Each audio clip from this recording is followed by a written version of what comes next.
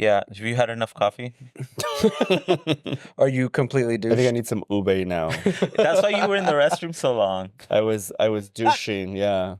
I was fucking doing my hair. You Didn't didn't you hear wanna- the hair dryer? I brought my little mini hair dryer. I mean, it looks really good. I was supposed to wear my hat.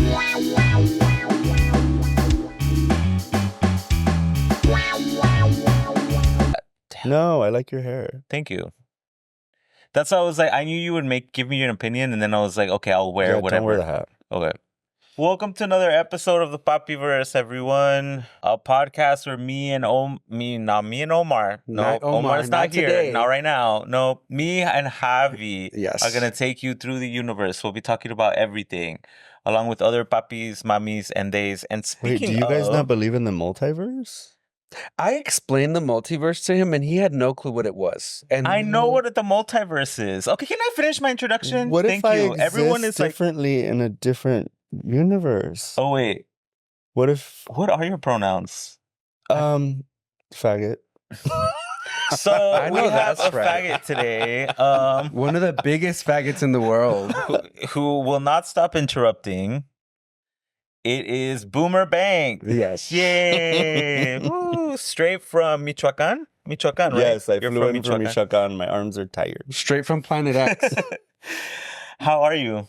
Planet Soul, actually. Planet Soul. Planet Soul. Remember that song? No. Planet I know Soul. what the multiverse is, Oh kind my God, of. we're over that. Yeah, we I moved know on. what the multiverse is, kind of. No. But I don't. I don't think he gets the concept. I don't- Like, let's It's just okay. move on. Okay, It's let's all right. move on. Okay, yeah. All right. So yeah, like we have Boomer Banks. You're probably one of the biggest personalities that we've had on the podcast Oh, I've up until heard this your point. podcast. You have some big ass personality. Don't give me that No. title. Yeah, I think I think you mean like icons. You're a you're queer kind of queer Latino icon. icon. Yeah. Well, you guys have over 10K followers now. You guys are pretty much on icon status. Is that icon status? Of course it is. I mean, we appreciate the compliment, but I don't think we're there yet. I don't see it there. I don't think, but You have to see it. You have to envision it, and you get it'll there. eventually become reality. Yeah, thank you. But speaking of the Poppyverse, you've been jumping into a lot of our DMs, a lot of the You comments. left like 5 comments left, on like, the whole yeah. video. Remember that? Oh, that was funny. So I want to ask you, like, what are you enjoying about the Poppyverse? I like hearing other Mexican men talk about queerness. It's so refreshing. That's why I reached out to y'all. I love podcasts right now. There's a couple of favorite ones that I have, but when I came across yours, it was just so refreshing to kind of hear the bilingualness, the sometimes Spanish, Spanglish. yeah, but still like the inflection, the orale, and like just the way that I talked growing up. It's very rare that I run into a queer person that still holds on to that. Because once I meet someone that speaks Spanish, I start talking like that, and they're like, "You're from LA, right?" Yeah. Yeah, when you I forgot, I think I posted something when you were like making fun of us or something, and somebody was like somebody responded and was like, remember when you were like, I'm following now, and you were like, te dije? Remember that? You sent me a message because you guys got we hit 10K, and I said, yeah. I'm gonna unfollow you guys now. but you said te dije, Yeah. and somebody responded and was like, him speaking Spanish is turning me on so much right now. They were like, Boomer speaking Spanish is turning me on so much. It's so crazy. Like, my mom only talked to me in Spanish, so I grew up just talking in Spanish. But she didn't want to put me in ESL because she didn't want me to have an accent. Because when you're in ESL, you talk to the other kids in Spanish as well, even though you're learning in English. Mm-hmm. And then you go home and you speak Spanish. She, I guess, didn't want me to have a rough life, whatever that meant. It didn't matter. I still had a rough That life. happens to a lot of Latinos though. Yeah, so when people hear me talk, they're like, you don't have an accent. And then they hear me talk in Spanish, and they're like, oh shit, like you're really fluent in Spanish. You know what's crazy? A lot of Latinos don't want to speak it in certain spaces. I love speaking it. Yeah. When I can, I will. And what's crazy is I will talk to someone in Spanish, especially in California, and they'll respond to me in English. it's like they don't I heard They don't about want that. to, to talk yeah. in Spanish. But you also can't blame them. They're doing it to assimilate. Pero you know what I también they act They do it to cuando le for- convienen. They'll talk English when it's convenient for them. Yeah, I mean, I could see also why it would be for safety too, though. Like code switching, you know how that's been everywhere lately. Yeah. Like people are like, oh, people code switch out of like because in certain environments you feel safer. Yeah, I mean, I get what you're saying. I've seen people do that in the workplace too, and they don't want to speak it for some reason. I Yeah, don't know. I don't Because understand like it. sometimes in the workplace, like there is discrimination, but whether you like it or not, and it's like they don't want to do that. Sometimes it's out of pay too.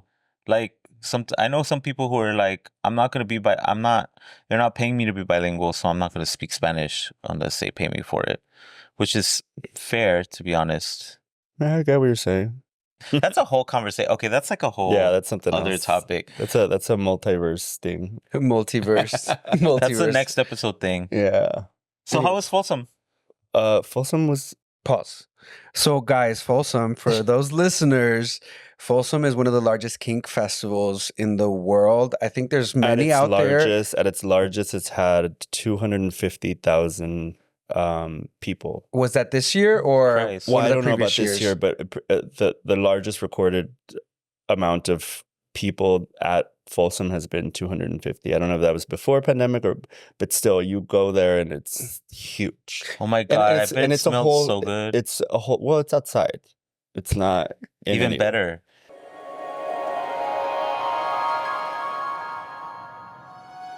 And it's a whole like 1, 2, 3, 4, 5, 6, like 6 streets get closed off on Folsom Street, and there's stages everywhere. There's BDSM stages. I was on the DJ Go-Go stage. There's other music stages. There was a non-binary stage. There was like a non-binary area this year. Oh, cool. If you identified as non-binary, it was a safe place for you to go. It was really nice to see that. But Folsom has become, it used to be a lot more underground when it first started. Because it's like a kink festival, right? So everyone's exploring different kinks. Yeah, it's a queer.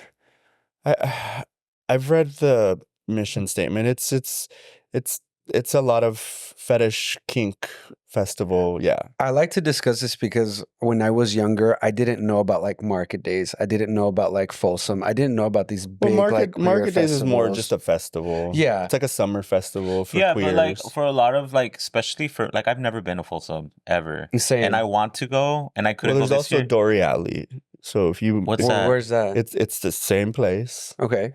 And they started, I don't know why they started Dory Alley, but Folsom became so big that they wanted to do another thing, and they started Dory Alley. And Dory Alley is just right off of Folsom, and it used to be just there, but now it also grew into this bigger thing. So Is it like similar to Folsom? it's basically the same thing. It's just at a different time of the year. It's in July. What's one of the craziest things you've seen at Folsom Nothing anybody on this that you wouldn't be podcast hasn't surprised seen. about? Okay. Somebody told me that some people were walking around with sores one time. With Like sores? sores on their dicks, yeah. Why? He said he went to Folsom. One of my friends, he went to Folsom, I and mean, he was people like, have sores. Yeah, I wouldn't. no, walk but they around. were like showing them off. Oh, Yeah. Interesting. like I mean, the guy's like, look at my sores. Yeah, like they had sores on their dicks. 2 people. They were walking around like. Did you guys? That's what he said. That's not. That's my friend. That's what my friend said. Speaking of like crazy things, did you? I didn't see that person, but last year there was a big thing. You might be interested in this. We're not doing person- it. I the know exactly person- what's coming, and The that's person not. had the word "scat" written on themselves in I'm poop. not into that. And here's the thing. it's okay. I'm Here's the thing. not. It's okay. This is what was interesting about that was when it finally got back to him and his reasoning for doing it. He said basically like, I'm just into poop, but so many people came to save a hoe about why he did it's something about consent and people touching me without me asking, so he rubbed himself and he didn't even say that. Other people were like trying to say that he did that so that people wouldn't touch him without asking permission, I see. which was not the He reason took why a- he did that. He basically responded to the person that was being Captain Sabaho and said, no, I just like poop. Huh. But I commended him because, like, cool. I'm glad you I'm gonna like have to poop. I'm gonna have to make this announcement like for the rest of my life. I'm not into poop. I don't play with poop. I didn't say you did. Why do you have to make an announcement? You said it yourself on the video. You're the one Did that you said. hear the last episode when Omar was like, he's into the texture? And I was like, oh my god. Well, that's what you said. Well, I mean, it does feel. Does it not? Does it not feel different? I'm not saying that. I've never thought about it.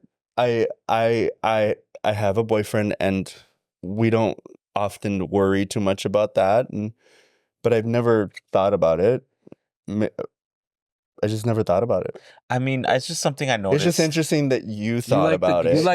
You like the gushy feeling. Of So it. every time someone says they're like people have been commenting still saying scat, and I'm like, Well, okay, baby, if I it's put my getting dick, you- if I put my dick in a fleshlight that's made of silicone because it feels good, does that mean I have a silicone fetish? Sure. I don't know. I don't think so. I think you're just putting your dick in something that feels good, and so I just happened to say that one time someone was just getting stop dirty. talking because I think you're making it worse for yourself. The more Let's you the more you explain it. explain it.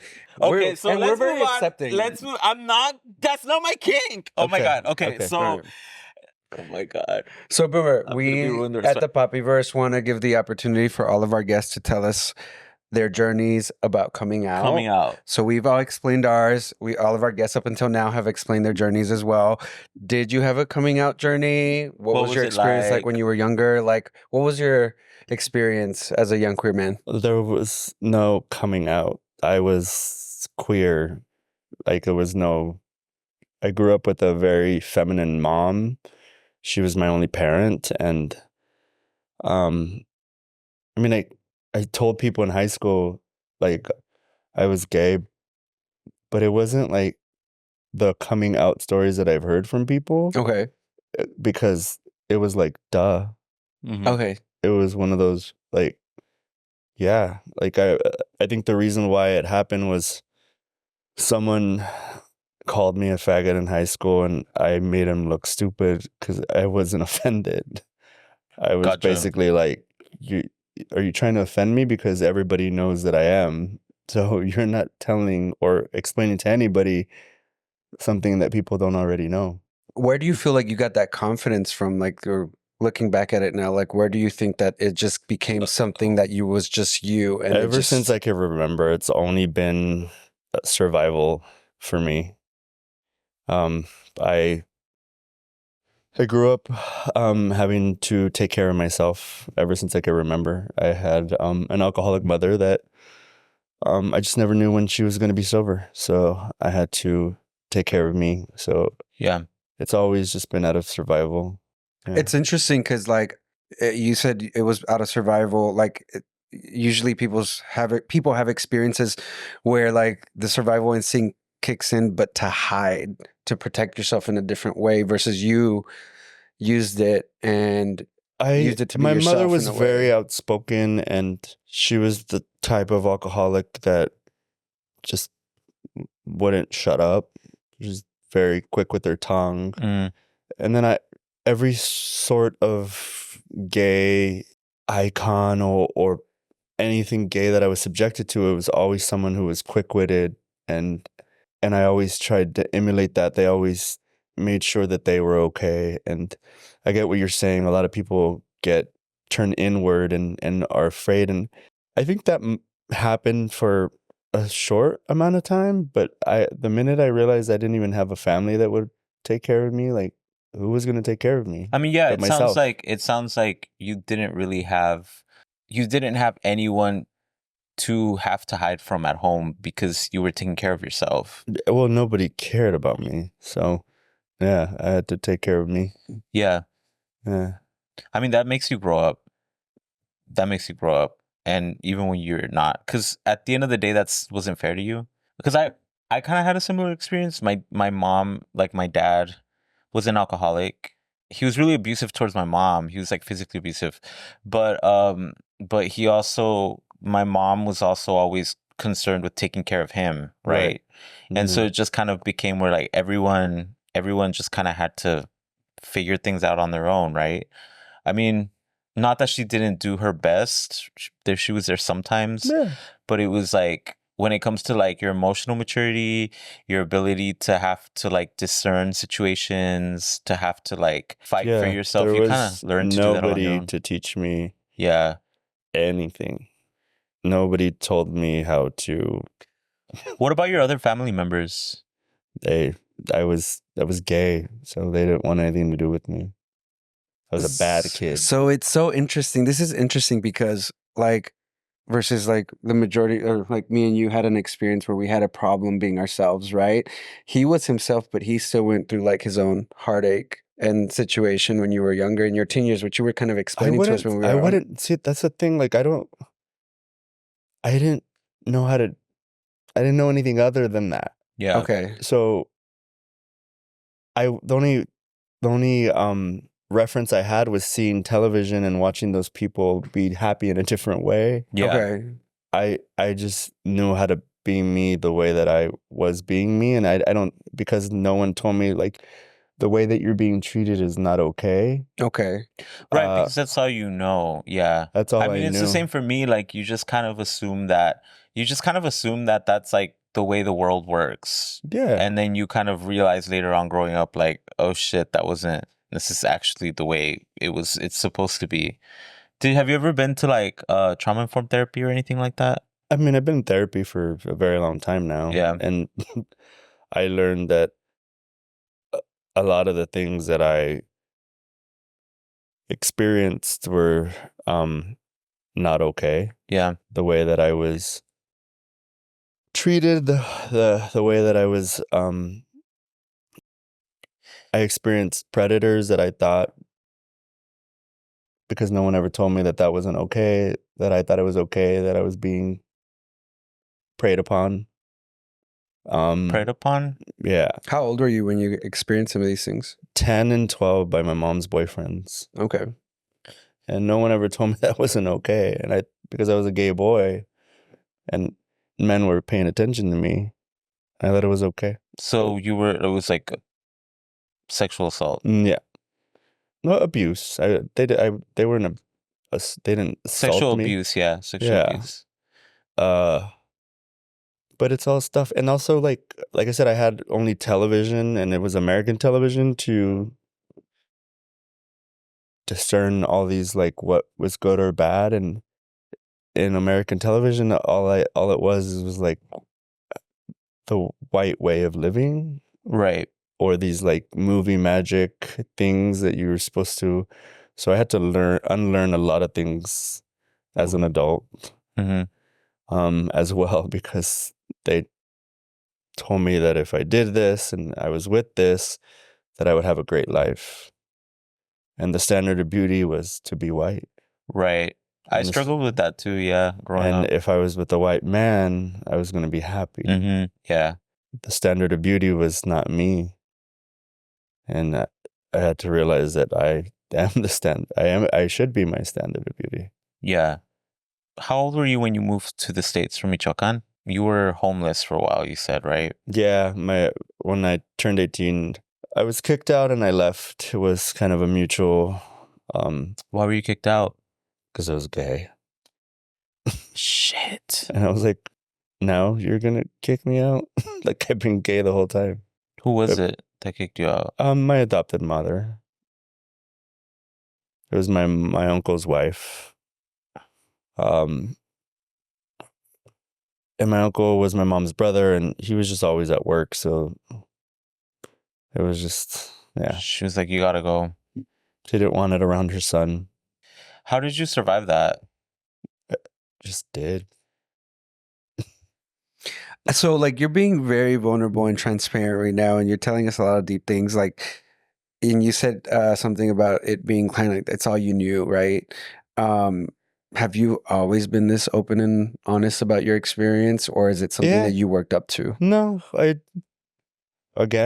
always saw other people sharing their lives. I didn't think anything was wrong with mine. So I would just be like, oh, that's not Share it. me. Like, this Yeah. is me. And people would be like, oh my God. What do you want me to do? Mhm. Crawl under a rock and cry? I think a lot of people, especially a lot of people in the LGBTQ community, can relate to a lot of the things that you're saying. I know like a ton of people that have been through similar stories as you because of their queerness, or simply because of like the shit that they the cards they've been dealt. Do you have anything to say? Like, what would you say to someone who like is that kid? I've heard myself in other interviews and situations talk about this, and I have realized that I am very sensitive, Uh-huh. but all I've ever known was to survive. And let me preface, like, I had a drug problem for my early teens and my late teens and my early 20s. And that was a curse and a blessing. I think that it gave me the courage to take care of myself, Mm-hmm. but it was a false sense of courage. At the end of the day, it made me a very manipulative, lying, cheating, stealing individual. And then I got sober when I was 24, and I found a very spiritual way of living, and it taught me differently. Mm-hmm. I just think that every individual, it would benefit them to find some sort of way that can help empower them. And I don't know what that is for each person. It can be religion. I personally don't care for organized religion. Spirituality has always been very strong and prominent in my life. And that, to me, it changes. It's changed very much over the years. What's your spirituality like right now? Right now, Out of curiosity, it's still very broken. As like I said, as strong as I am very sensitive. And the first person I ever lost, I was 14 years old, and it was my mother. And I didn't know, because they don't teach us about grieving, and grieving is a bad thing, and just move on. And you were 14, right? I was 14. And 2 years ago, I lost basically a brother. And it was just very compounded with, oh, that's what I was supposed to feel like when my mother died. Yeah. And losing this person who I had never imagined having a relationship with another queer man, where it's not that I never imagined, our relationship was so intimate, and we never had sex. We would hold hands. We would be very close to each other. People were always like, are you guys together?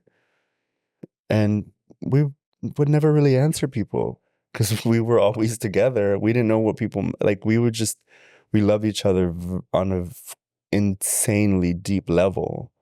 We knew how to talk to each other. People are like, oh, someone that finishes my sentences. Like, we were that to each other. We would be out and people would see our energy, and they would be so like in awe of, like, people still to this day are like, when you were with Andre, like, you were just so happy. And it makes me wonder, like, who was that? Because people see that when I'm DJ now. They see me happy the way that people see that when I DJ. People see that when I'm with my boyfriend. But I want to be able to understand what it is people see, so that I can be that all the time. Because I often get people telling me that I'm intimidating. And I like to correct people by saying that you're intimidated. There's a complete difference. I'm not doing anything to I'm not intimidate trying anybody. to intimidate anyone Right. ever. There's this fly that just does not stop, and it's like flying around. You are a little intimidating from far away, I guess. I mean, you have resting bitch You're face, in- No, right? you're gonna You're correct him, intimidated. and you're intimidated. Intimidated. He's not doing anything to intimidate you. Yeah, well, this fly is that a- obviously not intimidated by you because it just keeps. well, it's going but to your head. there, I know. You know, I think what you just said about you noticing that people mentioned you with your friend, they noticed like this happiness that was radiating off of you, and you're like, what you're saying is that you don't feel that way right now. It's hard grieving. I've read a lot of things. My boyfriend is actually a funeral director. Okay. And he works a lot with grief counselors. So he sends me a lot of things that they send to him to help with families or whatever. And it's been very helpful in my process. He just knew how to deal with me. And I was dealing with friends that didn't understand me sad because I'm the one that everybody goes to. I solve problems. I'm the sober one for a long time. And when my best friend passed, I didn't know how to be any of that. And there was a moment after his memorial when I came home, and it was winter in New York, and it's cold, and nobody really goes out, and I had really just stopped working, and for 2 weeks nobody called me, and I talked to my therapist, and not in a bad way, but she's like, "You did this to yourself. You've created this sense of confidence that people think you're fine." But I've said this to many people. It's like that analogy. Like I'm probably not going to go to your Christmas party, but I want to be invited. Okay. Yeah, right. I'm actually not going to go to your Christmas party, but I want to be invited. Like You don't like Christmas parties? The point is, Okay. I wasn't going to fall apart, but I wanted the option to. Right. And my friends didn't give me that option. It's like saying I'm okay, but I'm not. I don't think it's fair. Like, I mean, I don't know what your therapist said exactly, but like, I don't think it's fair when people do that. Like, when people are like, "Oh, you did this to yourselves for being so confident, being so strong." I've been seeing this therapist for 6 years, and she said it in a way that she understood why that had been established, right? Gotcha. She probably didn't say it that way. I'm just kind of like, because I have very strong friends. I have a friend, actually, Ryan Daliano. I love him to death, and he has that kind of energy. Like, he's like, he's been homeless, and he was like, "I've survived homelessness. I've survived this. I've survived that." Like, you can't. And everybody like, there's saw me nothing- having it with my best friend. I went to Florida. I had to give away all his stuff. Yeah. I went to the memorial in Texas. I showed up for mom. I showed up for brother. I showed up for the family. So I showed up, and everybody saw that. And so again, I was just doing what, and I could just hear him like, "I don't need you to be sad, Mensa. Like, I need you to show up." Yeah, I mean, you still check on people though, no matter how strong you think they are, you still check on them.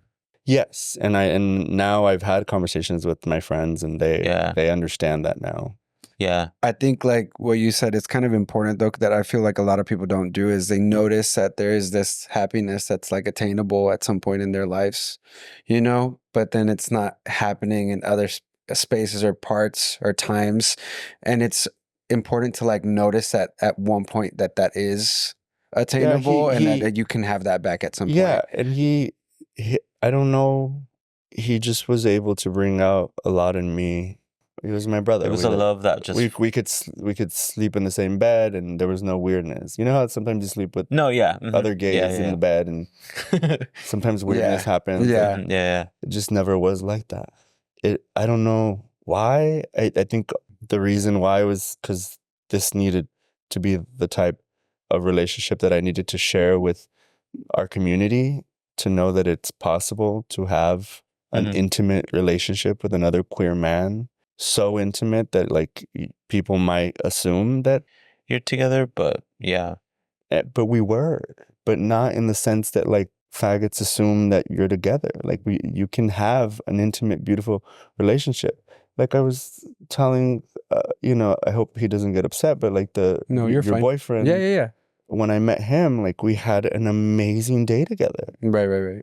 Like genuinely, even when I talk about it, it's so beautiful to have spent that. He with a person describes it the one exact same way. day, just like so connected. Yeah. We held hands. For those of you who don't know, he's talking about which most y'all don't know.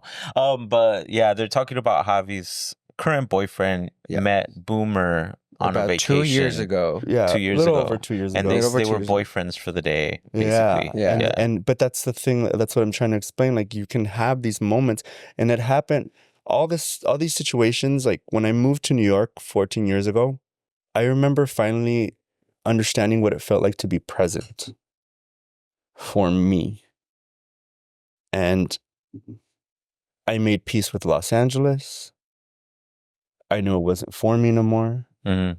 When I got to New York, I just hit the ground running, and every day I showed up, and so many things started happening that were beyond my wildest dreams. I never imagined being a sex worker and being an advocate for that, and then also being an advocate for sexual health and being sex positive. Yeah. Like I was always very strong, but none of it. I never sat around in my early 20s and be like, I'm going to be a porn person. I don't ever say star because porn stars don't exist anymore. What do you mean by that? They just don't. They're like supermodels. Just supermodels don't exist no more. There was Naomi Campbell, Linda Evangelista, Christy Turlington, Cindy Crawford. Those were supermodels. Now there's just models and influencers. Yeah. Now there's just content creators. And if you want to call yourself a porn star, you can have that word. I am not that. Okay. I worked way too hard at what I do as Boomer Banks to be considered what some person who has... To be put in a box. Well, not even that. Like, right? To be... I don't know how to explain it. Like, some people do the least and get the most, and they call themselves a porn star. They could call themselves that. You're allowed to. I am not that. Mm-hmm.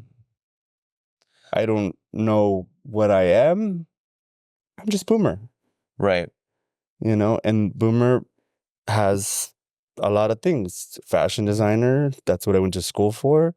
And now music is very prominent in my life. Mm-hmm. And DJing continues to help me heal from things that have happened to me.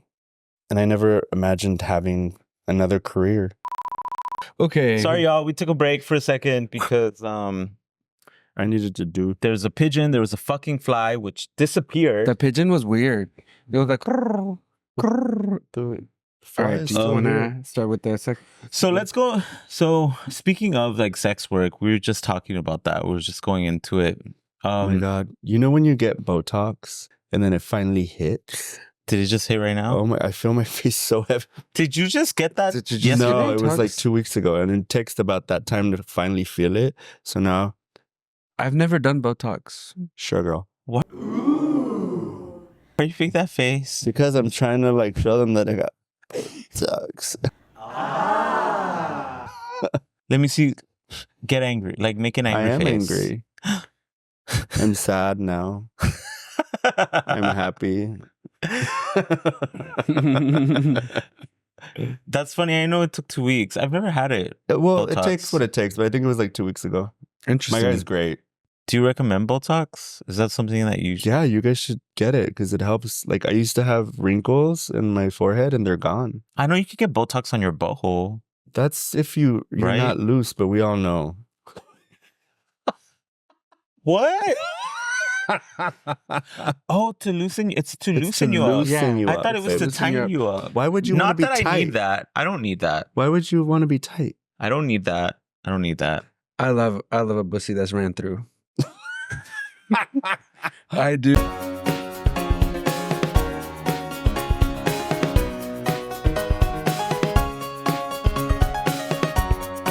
Ran through Bussy. 100% Javi endorsed.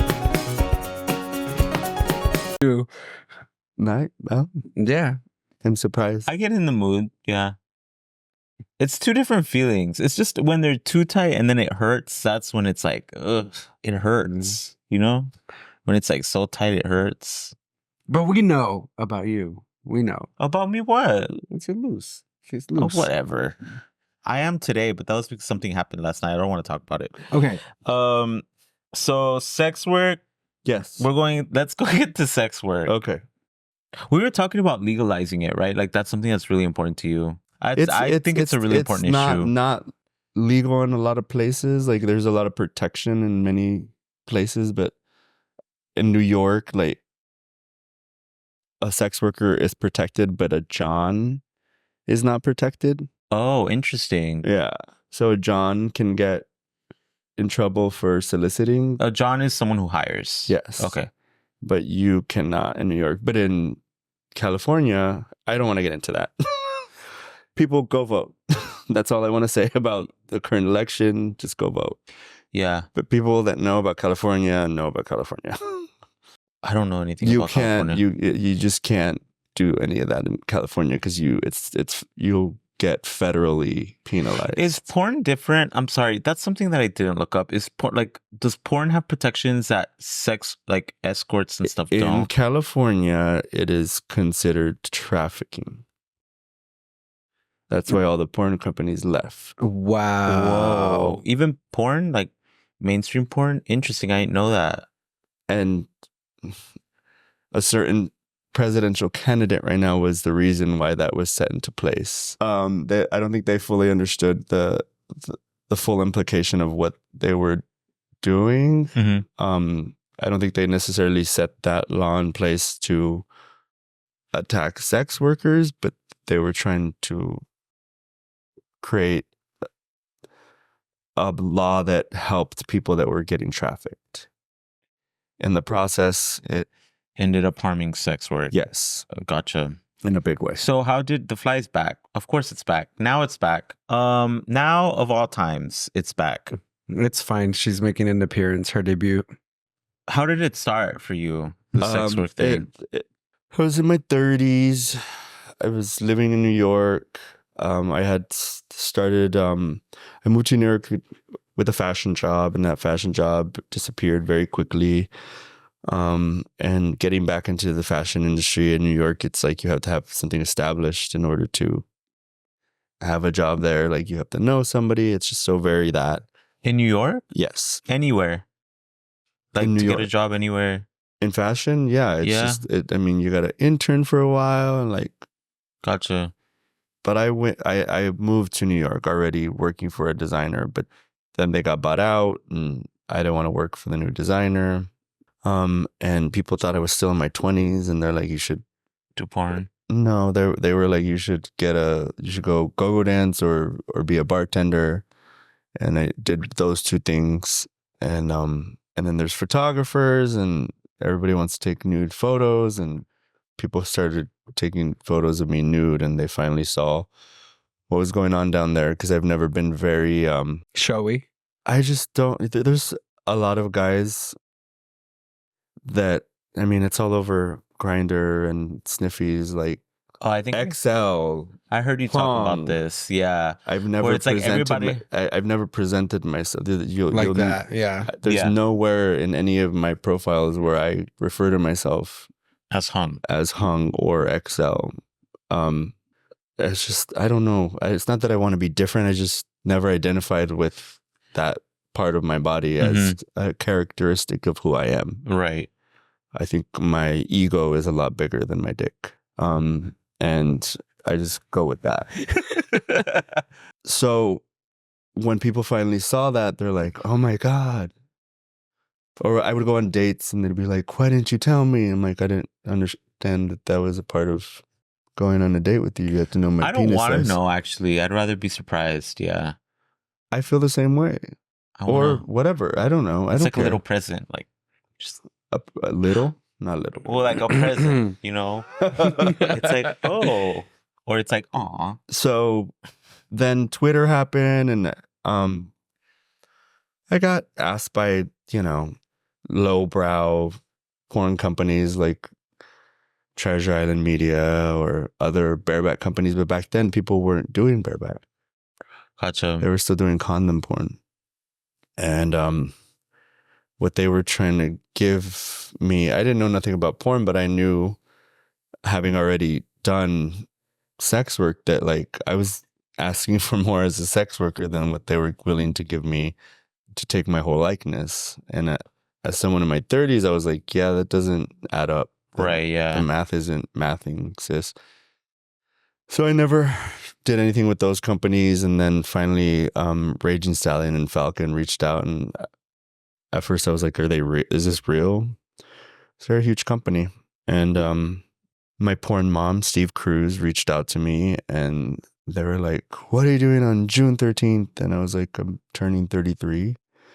And then she's like, how hairy can you get? And I was like, ta-da. Like, I don't shave, but I'm not a hairy guy. And we're doing this movie. It's about a hair fetish. Like, we'll put you with the hairiest guy. We really want you on this film. And so they booked me. And actually, it took me a day. And I asked a friend, and they were like, well, we're surprised you haven't done porn already. And I was like, I'm not surprised I haven't. It's not anything that I ever mentioned to anybody. Yeah. So it just happened.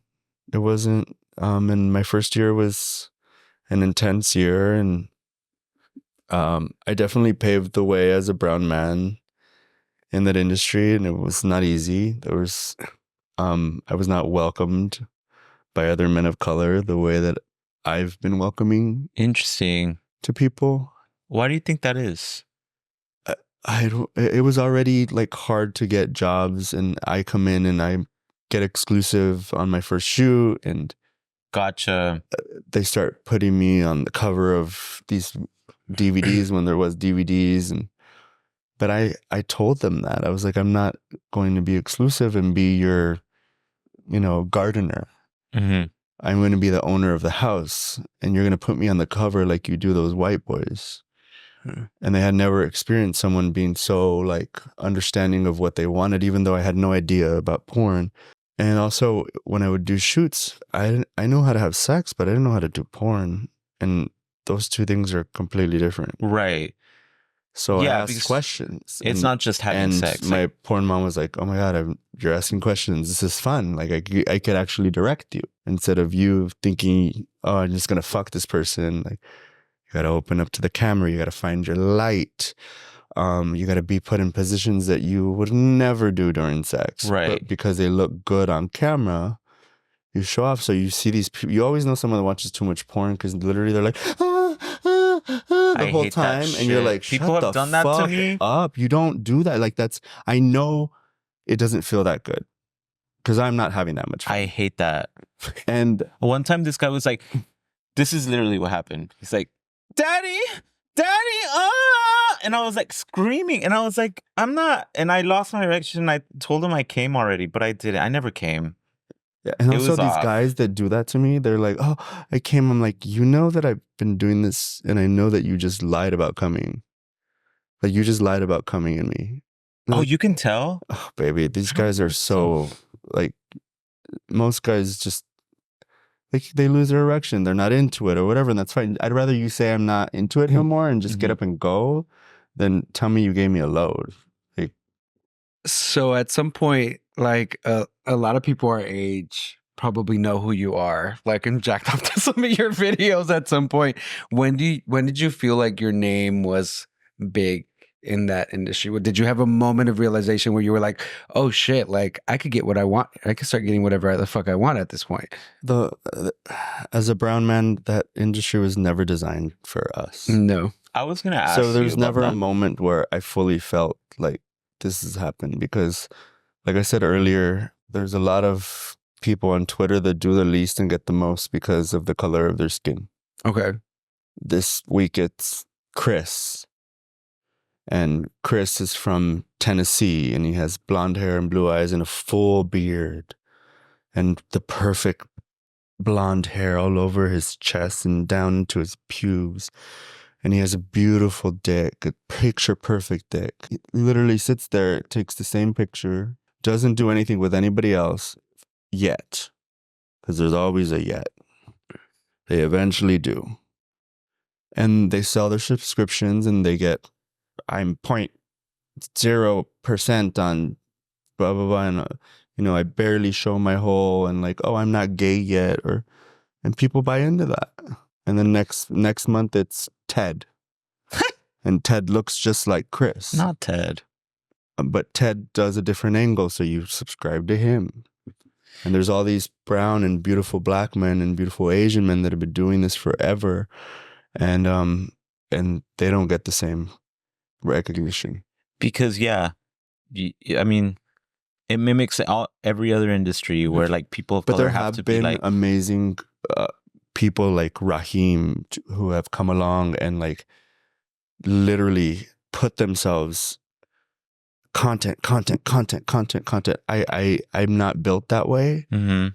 and I understand that that's what people want, and like he's made this like amazing brand for himself, and he's so What's his name? Raheem I don't know. Shabazz. You've seen his stuff, right? Okay. Yeah, I don't know. I don't know. Do you watch porn? I don't watch porn. Do you? Okay. I watch. I go on and I put hashtag understall, and that's what I find. Okay, that's what you find. And that's actually how I found my boyfriend. So, you met your how boyfriend? fun. Well, We'll get into that. I met my boyfriend Mhm. a long time ago in 2013 in P-Town, and he was a young twink, and we had a fun time for a whole week. A bunch of us hung out and friends and blah blah. But then like we went our separate ways, and I fast forward, and I was on. It's after my best friend passed away, and I was on Twitter, and I found this like glory hole Twitter, and they kept reposting this person, and you could tell he's hot. And I messaged him, and I was like, we should do some content together. And he showed up, and I was like, fuck, you're beautiful. Aw. And we had a great scene together in the glory holes. We filmed forever, and then when we were done, he's like, we met before. And I thought he meant like a couple of weeks ago or something, and I totally forgot. And like he had been to my house or something. And he's like, no, we met like 10 years ago. And I was like, and he showed me a picture, and I was like, oh my God, I remember, but like you don't look like that anymore. You have a full beard now. And ever since that day, we've been together. Oh, Yeah. that's so cute. See, sex can bring people together. Going I hate on when 2 people are years. like, Yeah. I hate when people are like a lot of people are like, oh, I would never meet someone from on Grindr. I'll never meet someone like. That's all they From, do. like, Or and I'll I'm never like, fuck on the first date. you can like, fall in love with whatever. someone. Those are all anyway. heteronormative Ideas. Yeah. Like that love should happen things. the right way. What is the right way? Exactly. Like we're faggots, we're queers. We are not our parents. But because we falsely idolize this former religion, or our parents having been together forever, even parents that have been together forever, they're not having sex every day. They're not, Or they're not being they're not faithful. even sleeping in the same bed sometimes. Like you have a lot of Latinos and Latini that men, cisgender men who are cheating on their wives who see it as like normal, but you still idolize them. They still idolize it because they've been together forever. And it's like, yeah. And you want to have, or they watch Sex in the City like I did growing up, and they're going to find their Mr. Big, and they're going to live happily ever after. Or they see all these Disney movies and that their Prince Charming is going to save them. And all these things that we watch growing up in American culture that tell us, but I'm gay and I Right. enjoy sex, and I'm not going to pretend that I'm not going to look at another man. I'm not going to pretend that my boyfriend or the person that I'm with It's not isn't. going to look at them But as also, like, if monogamy is your thing, then by It's your all thing, yeah. means, yeah, that's great. I don't, just like I want people to respect me and not scoff at the type of relationship that I have. I don't have an open relationship. I have a very fluid relationship. Our preferences change. We just communicate. Sometimes That's so funny because actually I got there with my ex. Like I got there too, where I told people would ask me like, are y'all open or closed? And I was like, we are what we need that day to be happy. yeah. If that week we open up and we're playing separately, and then there were times where I was like, hey, we haven't had sex one-on-one in a while, let's close it up.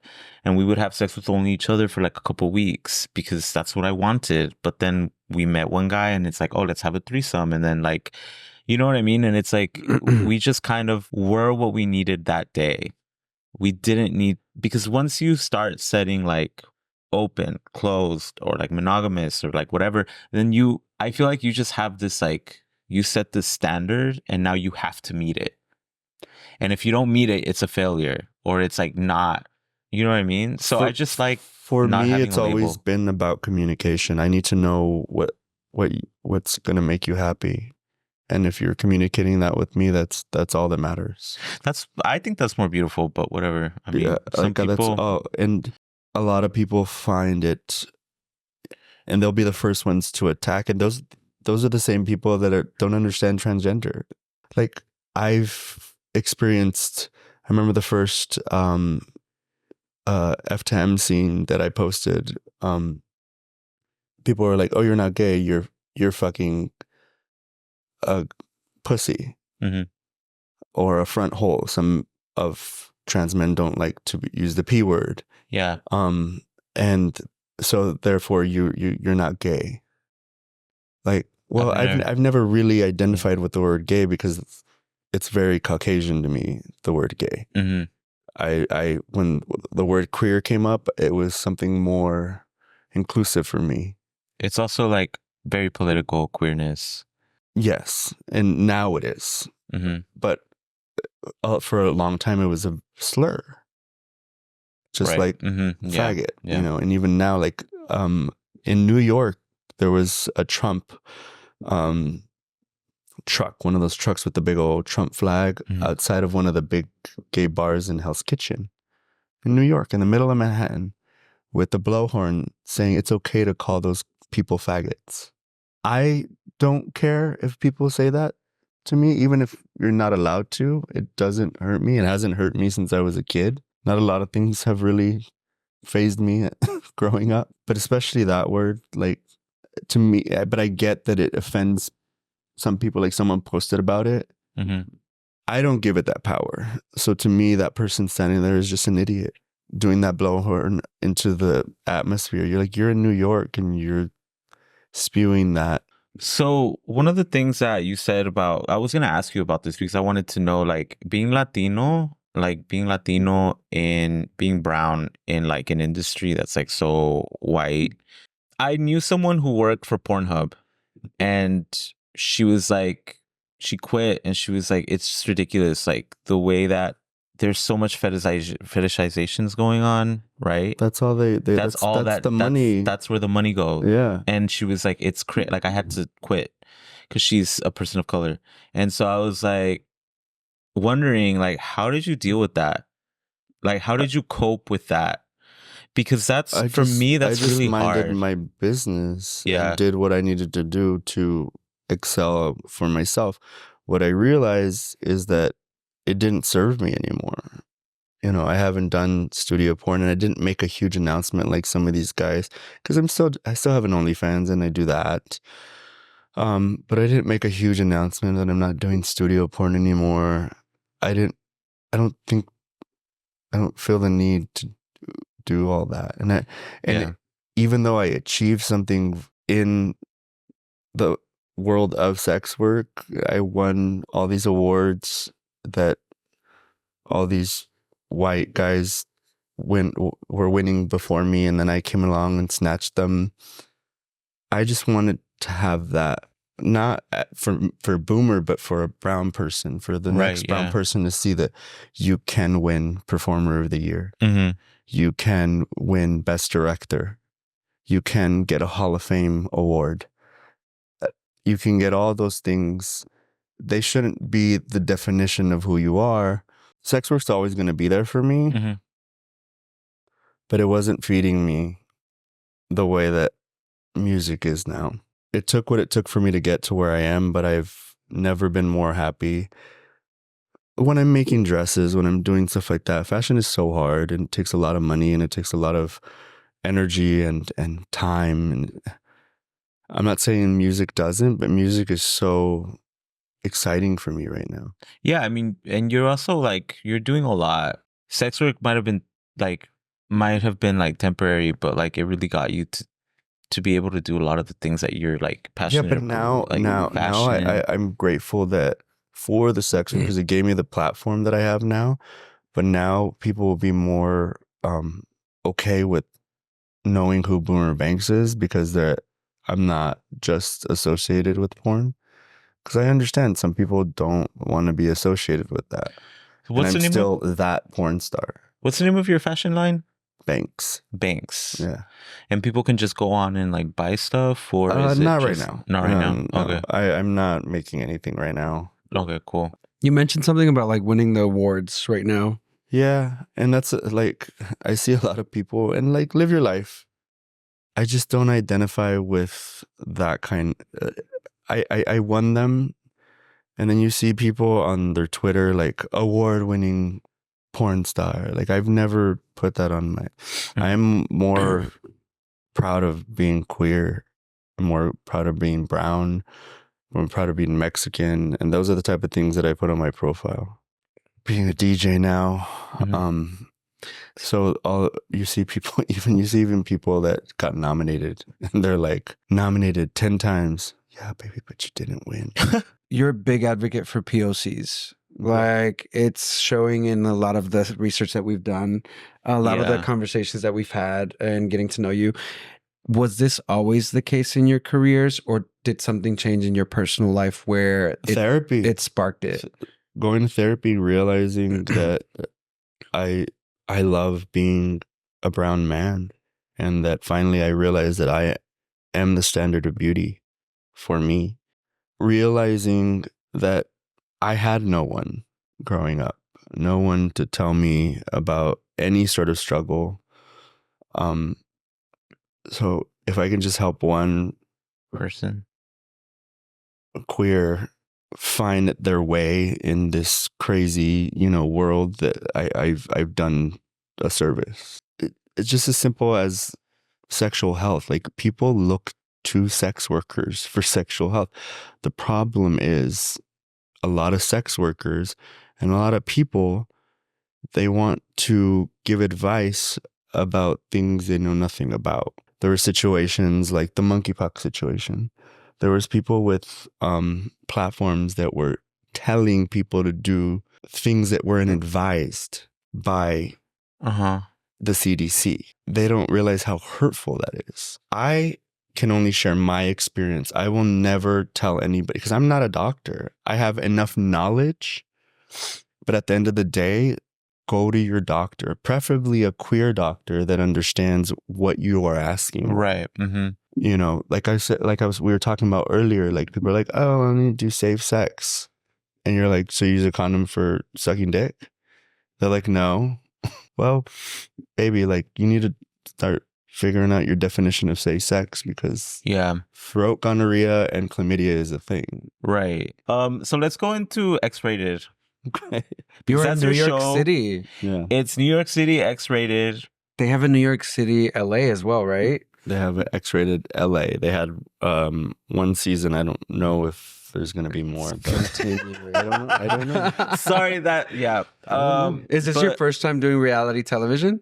Is it my first time? I think so. Yeah. Yeah. How are the boys treating you on there? I've seen a few episodes, but what is your I've seen the whole thing. like? They're fine. And it is so fucking funny. Like like you kind of make the show, FYI. It's unhinged. But like there was this one scene where sorry, it's because it's something that would happen to me. You like remember when you went into the hotel, you went to hook up with the guy from Siffies and he didn't know that the cameras were gonna be there. Yeah. He was like, he kept looking at the camera and you were like, it's fine, ignore them. And he was like, can we just go into a room? So you went into the room and then your ex came in. Yeah. Unannounced. Because he had a key. And then you came out with a boner and he's like, what are you doing? And you're like, why are you showing up unannounced? He's like, I came here to pick up the dog. And then the guy comes out and he's like, I'm leaving. And you're like, no, stay. Oh my God. That was such a mess. When I tell you, that was like one of my favorite scenes. I still think back about that and I laugh. Classic me. Because that's literally me. But it's you're a Gemini and I have a Gemini rising. That's like a very Gemini placement where it's just kind of like, woo, I'm going to do whatever I want. And then it's like everything just kind of comes down at once. It's really funny. But you're like a key on that fucking show. Like you're a key. Do you have a lot? It's fun, right? It's fun, yeah. You're like a key. Like there was this other time where you told somebody like that guy Dante or whatever. You were like, I don't like you. You know I've done that, and when you did that, I was like, I would have done the exact. You were like, Yeah. I don't like you. I mean, once Very you get cut and older, dry. you realize that that's not nice. But I had cameras on me, so You're Lights, doing a show. camera, the point was action. to be very unhinged. Sorry. But That was so funny. but sometimes there's people that are just a lot, and yeah, I don't care to engage. Have you ever fought someone in real life, like physically? Be honest. Don't lie, Gemini. When I was homeless on Santa Monica Boulevard, the trans women and drag queens, they were streetwalkers. There was no internet. There was internet, but it wasn't. In 1998, there was in 1997, 1998, there was barely internet. No one had like a website or anything like that. So everybody walked the streets to get Johns, and I would be the lookout. I was this tiny little 120-pound. Queer twink running around, and the girls, they would often have to defend themselves and fight, and I learned how to defend myself that way. And there's been a few times I was at the Eagle a couple weeks ago. Oh, this is recent. And I don't condone violence, but I shouldn't say but either. I don't condone violence. I was at the Eagle a couple weeks ago, and it was almost the end of the night, and my boyfriend was getting a blowjob from somebody, and I went over to my boyfriend, and I was like, hey, babe. He looks up, he's like, hey. And the guy looks up, he's like, we're fucking busy right now. Oh, no. And I was like, and we looked at each other, and both at the same time, like, this is my boyfriend. And he's like, oh, he's your fucking boyfriend? And I was like, wait, who is this person? This person had long hair now. And I was like, oh, I know who it is. So about a year or two ago before that, at the Eagle, I go on Wednesday nights. It's Jockstrap night. I love Jockstrap night at the Eagle. There's a few house DJs that DJ there. Yeah. One of my really good friends, Mitch, DJs there every other week. And before that, it was my friend Steve. And it's fun music. And then I meet my best friend Xander there. It's like our little cheers. Like we meet up on Wednesdays and we have fun. And about a year ago, this person, I don't poop shame people. I'm actually very nice about when people get dirty on me. And I try to make them understand that everything's fine. Da, da, da. This time was a little jarring because it was a lot. It was a lot. Yeah, that's happened to me. And I just got jarred by it. And this person got very self-conscious. And I understand, but I kept reassuring him, it's fine. Like, I just need to get to the bathroom. Like, believe me, I'm fine. Like, but like, I can't stand here and make you feel good about yourself. Right, yeah. Like, something happened. Like, I have to go get cleaned up. Yeah, I have to go get cleaned up. Yeah. Or just leave, you know, the night is over. And I saw him the following week and I reassured him again. And ever since then, he's been just very like on edge around me. So he did that. I mean, it was an accident, right? It was an accident. And then, so fast forward to this time, and he's like, oh, he's your fucking boyfriend? And he got closer to me and started waving his finger in my face. He's like, you made me feel the shittiest I've ever, and you used that word too.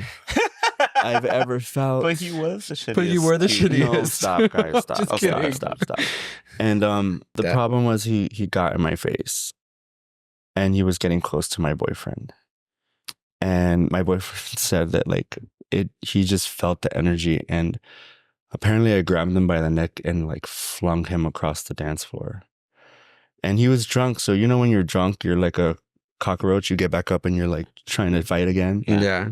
He wasn't really trying to fight, but he got in my face again, and I grabbed him by the neck again, and I flung him. And the security guards came over, and they know me, so they're like, "Are you okay?" Which was different for them to check on the brown boy than the white guy. And I didn't want to get like that, but like, this is my space, and like, you were being really loud, and I what happened between us, like, I didn't have any ill will towards you. You were the one that was upset, but you didn't need to get in my face, especially around Right. my Waving your partner. hands around like that And too. then getting physical like that in my face with my boyfriend there. Like, I will always protect my boyfriend. Yeah. And yes, I do get physical, and it's just from growing up the way that Trying I to protect did. yourself. I mean, I've gotten into fights. Yeah. But I've it's- gotten into yeah. many fights. It wasn't the first time, but that was the latest, and it was Did very you get in recent. fights in school? All the time. I was Really? like breaking Physical fights in bottles. school? I was on so fucking scared to do people. it in school. No, I remember one time I cracked a fucking Corona bottle on some guy's face who called me In a- school? Yeah, they called me a faggot. We were all drinking somewhere. In school? Well, we were in the it wasn't like in the school, but Like high school? yeah, high school. You were rowdy. I was very red. I was a mean girl in high school. I manipulated myself into being best friends with the head cheerleader Oh, shit. so that nobody would fuck with me. Uh-huh. And people still fucked with me, and that's why I fuck around and find out. You never hooked up with anybody in high school that fucked with you? No. Like low key? No. They were kind of gay? No? No. I mean, there was the very obvious gay person who is now gay who said they weren't gay and they wore more makeup than me. And then eventually they came out as bisexual. You wore baby makeup in high school? I didn't wear makeup, but I did Oh. have my eyebrows like done, bitch. Done, my like eyebrows were, Yeah, super chola. I was chola. You were I cholad was, out. Yeah. With a fucking piercing here. Oh, you had the eye piercing. And a labret pierced. And Oh, my right tongue here. pierced. You gotta show us That's what pictures I was later. gonna ask. Was Yeah. like the tongue. Oh, the because tongue the was tongue is pierced. always like a Yeah. giveaway that you are from the hood and you are not scared to fight. She was a Like- nasty girl. Oh yeah, very. And the only person that I talk to is that cheerleader. Mhm. And me and her talk because we're like really nice people now, but like nobody else talks You're to like, her. we're so nice. Yeah, So nice. but we were. We're so nice now. We're like so great now. we started so many rumors about so many people in high school. I know that's right. You should have, Yeah. as you should. I didn't you spread fucking shaking shit up. rumors. I spread tea. And then somebody Had a told me little that there was a integrity. gay guy that was at my school, but he's like, oh, he probably doesn't remember me and I don't remember him. I didn't even know there was more gay people. But I was so Oh, self-obsessed Self-absorbed. and self-absorbed. Like I just wanted to be liked. and now look at you. You're Well, love. No, but Oh, like in high school, and yeah. because in high school it was the first time I ever did speed.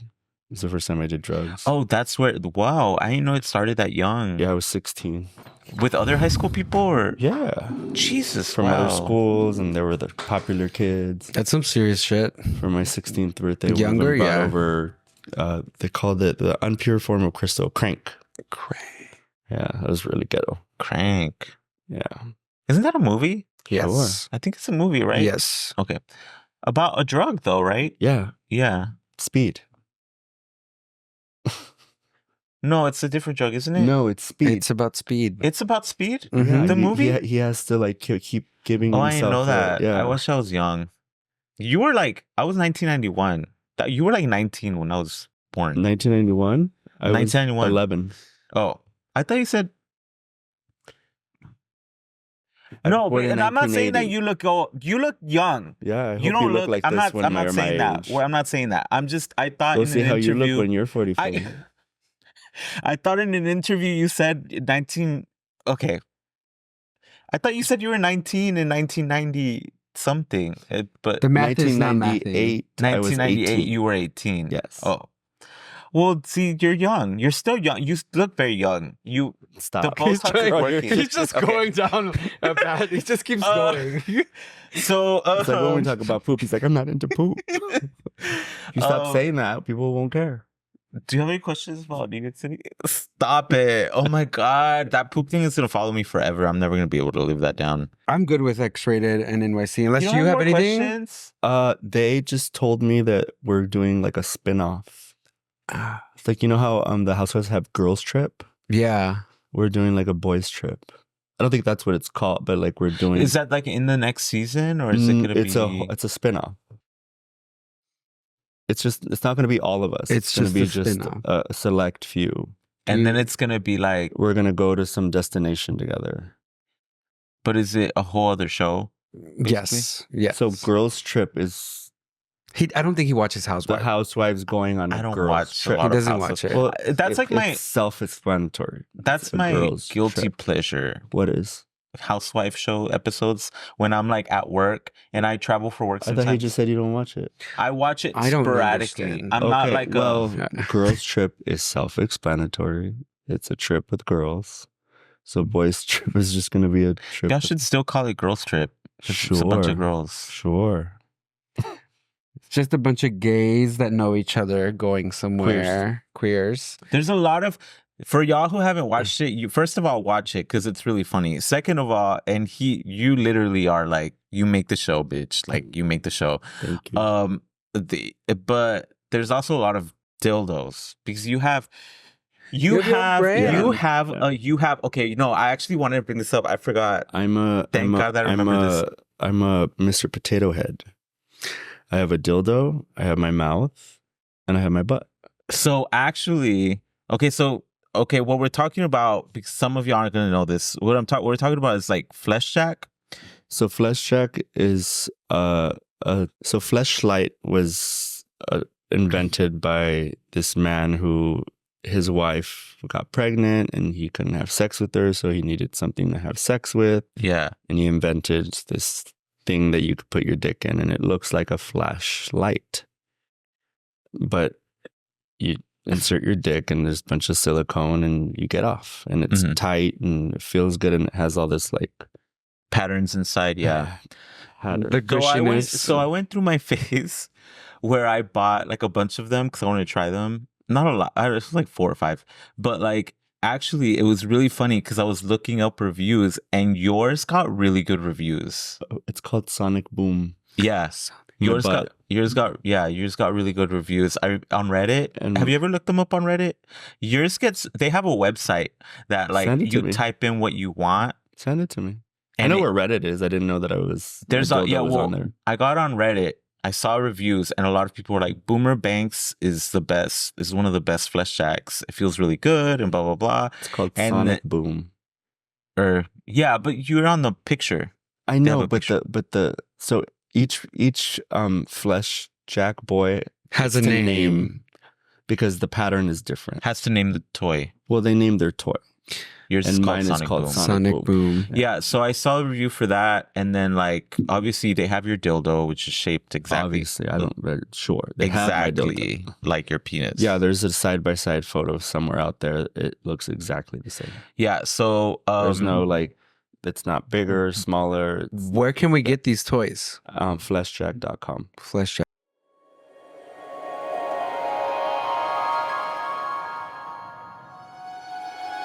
Fleshjack.com. Yes. There's please also this support us. I website. still get money from that. There's a website that And shows now you. they made my mouth. So my lips. Oh, they recently made your lips. A couple years ago. Show us. Did you have to go like this? They just no. It was so funny because they just did because when I first did my dildo thing, we were still doing the like molds, but now they just do like 3D, like they put little dots and they just do a video. Okay. You explained that in NYC. Yeah. But yeah, I remember I considered buying yours because people were talking great about it, but I didn't. Why are we still talking about this? They also there's a website you can go to that ranks all of them. Yours is really highly ranked. It has like a lot of stars. People leave reviews. Whose was highest? I don't know. Because I was looking for more things that mimicked oral, because at the time I was really high and I was like getting tired of Grindr, and Sniffies wasn't really a thing, and I was like, I need to find something to play with that is easier than having to get online and look. And then, but yours, that's a healthy way to think. Yeah, because Grindr is exhausting. Sometimes you just want to like. I even have the thing that moves them, the toy that moves it for you. Yeah. So you're lazy. No, it's just easier. It feels like someone else is doing it. Okay, lazy. Boring. Fleshjack.com, guys. Yeah. I've been using that word a lot lately. I mean, in the show, they like throw dildos at each other when they get mad. Well, all of us have flesh jacks. Oh, that's fun. We happen to all have it. And Flesh Jack was one of the sponsors. It just kind of like fell. There was no, they didn't cast everyone because of it. It was just kind of happened. like, oh, wow, we all have a Flesh Jack. And then some of them got a Flesh Jack after. Yeah. Okay. Yeah, it's really great. You also like bring a lot of like through the show. You also talk about your HIV journey, HIV positive journey. You make, and this is something that the reason why I wanted to bring it up really bad is because I don't think enough gay Latino men understand that you equals you, which is something that I really want to get out there. Well, I don't think that they don't understand. I don't think they care to believe that. I think that they go and they get the magic little blue pill or whatever pill they end up getting or shot now to be on PrEP, and they don't bother asking questions as to what it is that means. Right, yeah. And furthering that, like just understanding your community and what surrounds that in regards to sexual health all around. Yeah, I mean, and for those of you who don't know, U equals U means undetectable is untransmittable.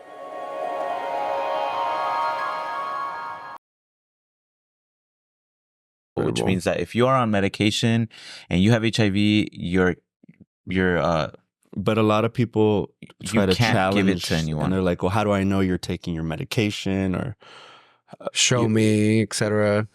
All the things. But if someone tells them I'm negative, they're like, okay, cool.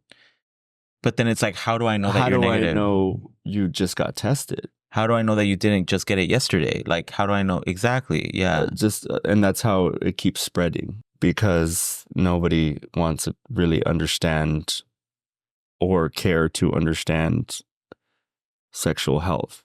Right. Like there's guys that be like, oh, I'm off PrEP. And I was like, I'm still undetectable. Yeah, because if you're undetectable, that means you can't give it to anyone, even if you wanted to. And that's what I wanted to get out there. And now I've been for like over almost 2 years now on the shot. So I go every 2 months and I get a shot. Gotcha. And I don't have to take a pill anymore. How long have you been HIV positive? Over 20 years. Over 20 years? Like 24, 25 years now. Okay. So it's cool that they let you work in porn, like, and there's no stigma there, right? Anymore. Well, there's stigma everywhere. There's people that haven't worked with me because of that. Yeah. That's rough. Because they don't understand. I know that. I thought people in porn would be at least people don't work with me because of the color of my skin. Wow. Yeah, people are very honest with me because I'm honest with them. And my directors have told me, like, we're not going to work with this person. And I'm like, why? And they don't really say because it's you, but like they kind of nod and they're like, well, you know, what usually happens. Yeah. Wow. It happened this fucking weekend. They will push the brown person aside and literally I'll see them taking loads at a random party but they couldn't make it to do content with me. And then they're like, oh, I'm so sorry. I'm like, don't apologize. Like, it is what it is. Damn. I hope we can work together still. Sure. Maybe not.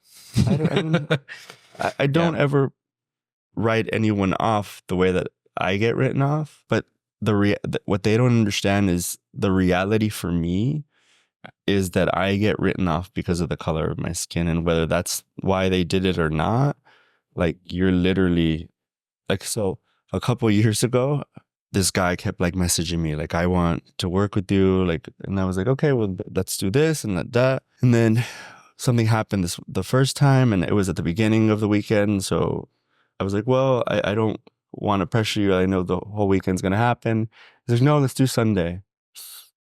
And then Sunday comes, and apparently his dick is bleeding randomly for some reason. That's interesting. And then I was like, oh, well, go take it care of. Like, I hope you feel better. I showed up to the party that night and he was fucking someone. And I went over there and I said, Is your dick so I guess your dick's not bleeding anymore. Loudly enough for the person to hear. And he's like, oh, and then I got this whole message like, I was like, I don't think you realize how shitty that was. Like, you could have just said you didn't want to work. It's not that I don't want to work with you. Yes, it is.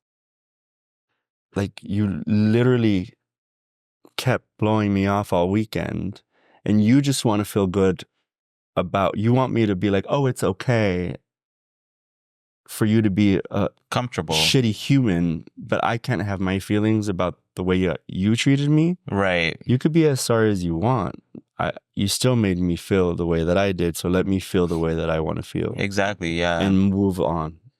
Yeah, I mean that's the thing with white men, is like it's always about making them comfortable. But also, like, when I say stuff like this, like, I have amazing white friends that never get upset because it doesn't apply to them. Exactly. So when I say stuff like that, they're not like, oh, you always say stuff about white people. I don't have to. You guys do what you guys do on your own. So we just did a quinceañera episode. I have been wanna- a chambelán. You have? Yeah. You've been a chambelán? Yeah. How many was it? times? How many times? I think like twice. Oh, cute. That's a cute. That's like enough. Believe me. All the other ones were like too much. It was overwhelming. But you know, I'm a star. So what would, if you had to pick like a chambelanes for your quinceañera, like your colors, you have to pick your colors for your dress. I wouldn't have one. No, but that's not the way it works. Yeah, it does. Okay, He fine. doesn't want to. He doesn't want to quinceañera. Leave I him don't want alone. a fucking quinceañera. I don't want would. it. I don't want that religious bullshit. So you don't like quinceañeras? Like, it's Okay. I don't want I was gonna see what your dream team was. my but- dream team. Yeah, For chambelanes. for chambelanes. But you don't have one. Mm-mm. Okay, so Okay. if you didn't already know, we're going into funner questions. Yay! Fun. Who is the most famous queer person in your contacts? Jeez, I don't want to hurt anyone's feelings. Is the most famous? I would say, in your opinion, yeah. Who's the most famous person you know? Queer. On your phone that you have. That you have texted and like can call up and be like, hey. That is such a funny question. It's not. I mean, the people. I'll tell you who I get happy birthdays from and Merry Christmas from. Alaska Thunderfuck, Trixie Mattel, Billy Porter. I get messages. Yeah. Okay. Okay. Well, never mind. I was gonna ask something, but I'm not gonna be conniving like that. Never mind. Ask me. Really? Girl, you can't just say that and not ask the fucking question. Who's like the most who's like the like a famous queer person you fucked? Oh, no. No, You we're not. can't- you're not doing gonna that. answer No, that. it's not even that. I don't think I have. No. Oh. I mean, there's a story on another podcast of someone that I didn't know. That there's only one drag queen that I had like sex with, but There was a drag queen you had sex with? I didn't know that. it was at a cruising spot. Oh, interesting. I didn't know it was them, and I kind of had a suspicion, and then Yeah, because you're a big cruiser. Y'all love cruising. it was Dahlia Sin. I don't know who okay. that She has a is. big dick. I know Dahlia I don't Sin. know who that is. She's really, he's cute. I'm Yeah. really bad. Like I got into Drag Race like 2 years ago because of my ex. So it's like I'm just kind of starting to learn about all the other girlies that came before. Other than Adore Delano, because I loved her. Like That's my chola. I loved love her. Adore. You know, I voted for her because she was like to get on to Drag Race. She was like the reason why she got on was because there was a competition and people had to vote, and I was one of the people that went and voted for her. And then she came on. That was my first season I ever saw of Drag Race. we've So I was been- like, That was a great season. yeah. That was a really good I season. haven't seen them in a while, but So let's play a game. There's this game that we made up, kind of, and it's called Hard or Soft. Hard or Soft. We're going to give you a list of pop culture moments, and we want to know if they make Boomer hard or if they make Boomer soft. And then we'll give you our answers too. Yeah. Okay. Okay. You go first. I'll go first. The Jennifer Lopez movie. which one? The one she The most just came recent out one. with. Oh, The one about her love and like her life, and it's abstract and it's I got a chub. me too. You got a chub? Just because it's J-Lo and she's I fabulous know and she looks hard. good and What? everything.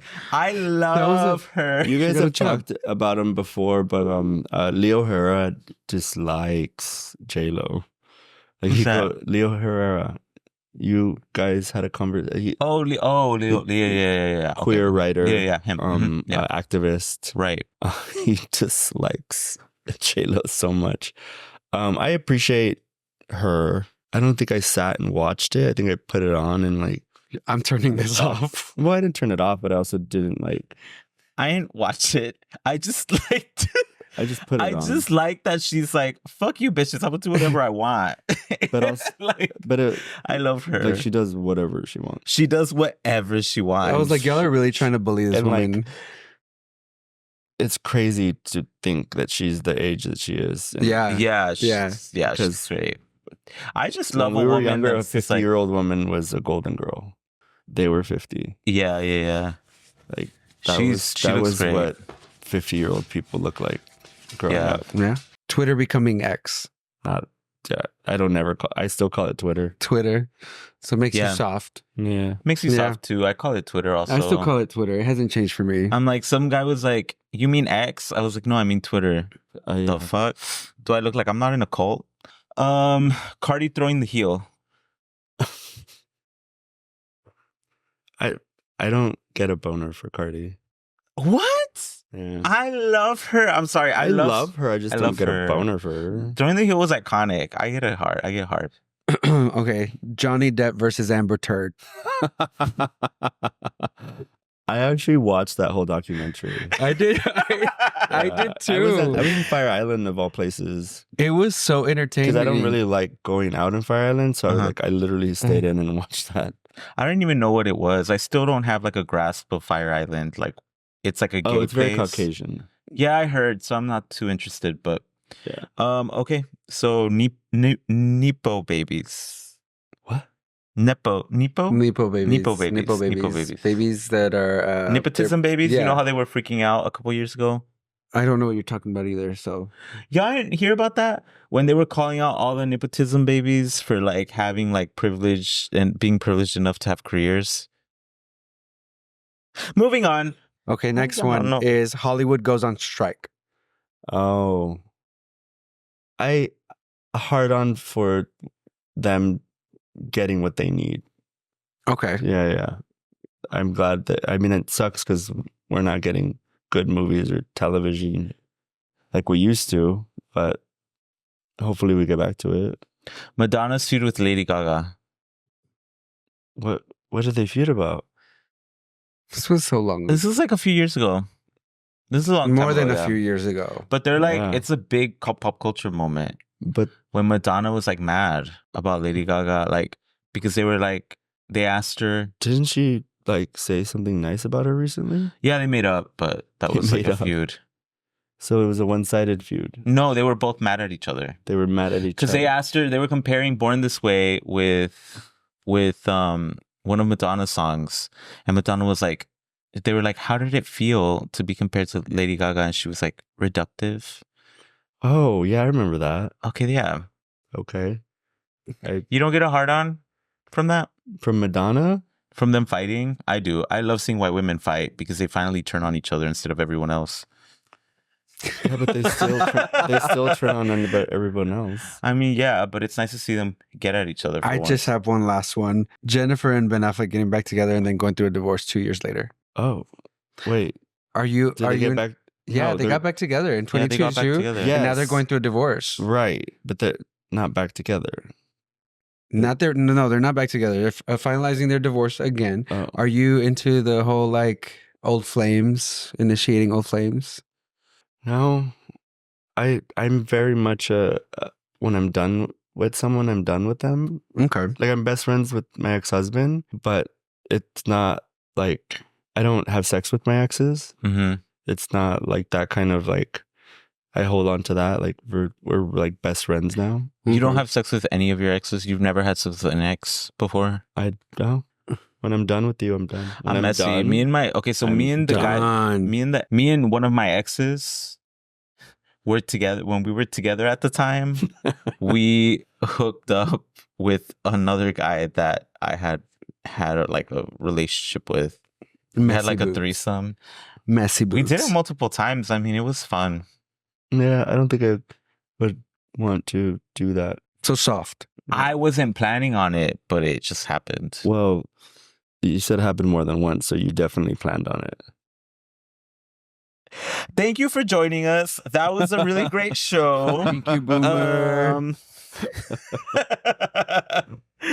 That energy, that's what you get on the show. You get a lot of that. You get a lot of like calling out. You get a lot. That show is like really funny. I actually don't even care for reality show like that, but that one is good. Yeah, that's a wrap. Thank you for jumping on Thank the you so much. Poppyverse. He's officially a poppy, guys. All right, Anyway, guys. That's thank a you, wrap. guys. Thank you, Bye. everyone. Bye.